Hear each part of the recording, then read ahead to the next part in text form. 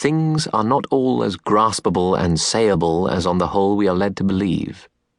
Most events are unsayable, occur in a space that no word has ever penetrated.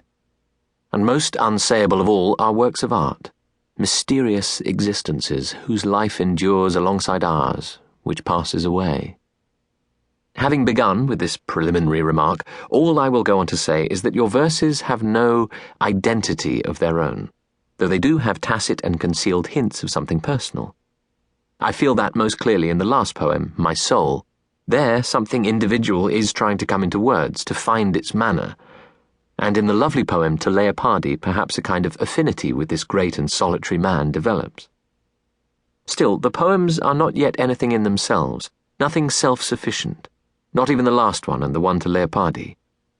The kind letter you wrote accompanying them does not fail to make many of the shortcomings I sensed in reading your verses explicable, without, for all that, being able to give them a name.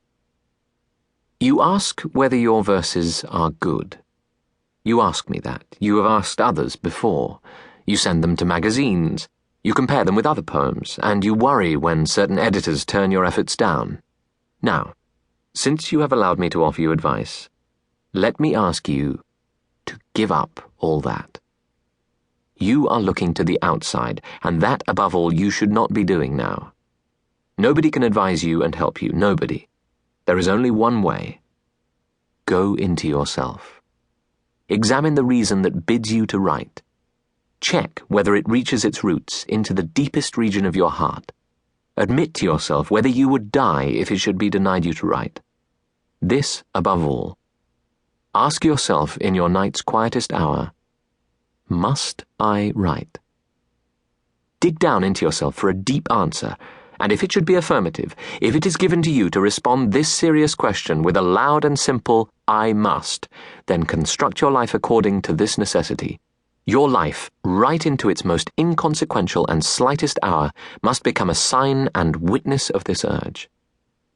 Then approach nature. Then try, like the first human being, to say what you see and experience and love and lose. Don't write love poems. Avoid at first those forms which are too familiar and habitual. They are the hardest, for you need great maturity and strength to produce something of your own in a domain where good and sometimes brilliant examples have been handed down to us in abundance. For this reason, flee general subjects, and take refuge in those offered by your own day-to-day life. Depict your sadnesses and desires, passing thoughts and faith in some kind of beauty. Depict all this with intense, quiet, humble sincerity, and make use of whatever you find about you to express yourself, the images from your dreams and the things in your memory.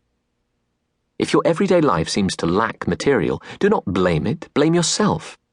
Tell yourself that you are not poet enough to summon up its riches, for there is no lack for him who creates, and no poor, trivial place. And even if you were in a prison whose walls did not let any of the sounds of the world outside reach your senses, would you not have your childhood still? This marvelous, lavish source? This treasure house of memories? Turn your attention towards that. Attempt to raise the sunken sensations of this distant past. Yourself will become the stronger for it.